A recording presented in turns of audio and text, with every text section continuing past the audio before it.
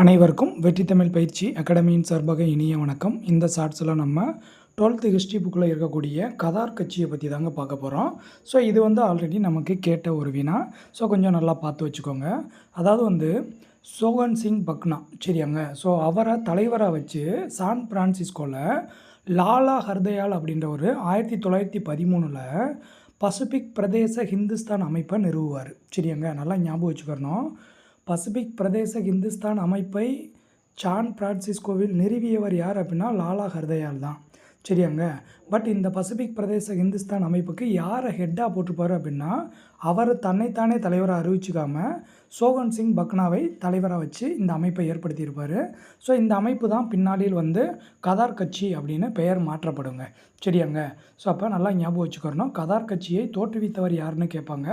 தோற்றுவித்தவர் யார் அப்படின்னா லாலா ஹர்தயால். எந்த வருஷம் அப்படின்னா 1913. கதார் அப்படின்னா மூணு லெட்டர், அதனால் 13 அப்படின்னு ஞாபகம் வச்சுக்கோங்க.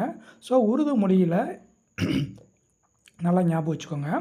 உருது மொழியில் கதார் அப்படின்னா என்னென்னு அர்த்தம் அப்படின்னா கிளர்ச்சி அப்படின்னு அர்த்தம். ஸோ இவர் இந்த அமைப்பை ஏற்படுத்திட்டு இவர் என்ன பண்ணுறாரு அப்படின்னா அமெரிக்கா, கனடா இங்கெல்லாம் குடியேறின சீக்கியர்கள் இருக்காங்க பார்த்தீங்களாங்க. ஸோ அவங்க தான் நிறையா இந்த அமைப்பில் தங்களை இணைச்சிக்கிறாங்க. சரியாங்க.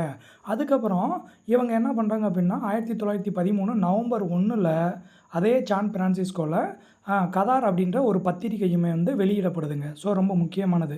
ஸோ கதார் பத்திரிகை வெளிவந்த ஆண்டு 1913 நவம்பர் 1. சரியாங்க.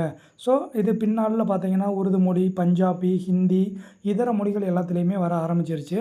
ஸோ ஏன் இந்த கதார் கட்சியை நம்ம தெரிஞ்சுக்கிறணும் அப்படின்னா கோமடகரு அப்படின்ற கப்பல் என்ன பண்ணுதுங்க, அதாவது இந்தியாவில் குடியேறியவர்கள் கனடாவில் இருக்காங்க.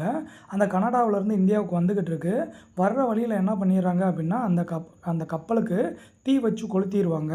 அதுக்கப்புறம் நிறையா பேர் கொல்லப்படுவாங்க. நிறைய பேரை கைது செஞ்சு சிறையில் வச்சுருவாங்க. ஸோ இது இந்திய தேசிய இயக்கத்தில் ஒரு பெரிய ஒரு ஆழமான வடுவை ஏற்படுத்தும்.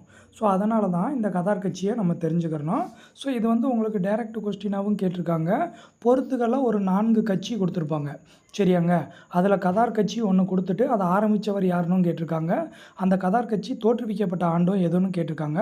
கொஞ்சம் நல்லா பார்த்து வச்சுக்கோங்க.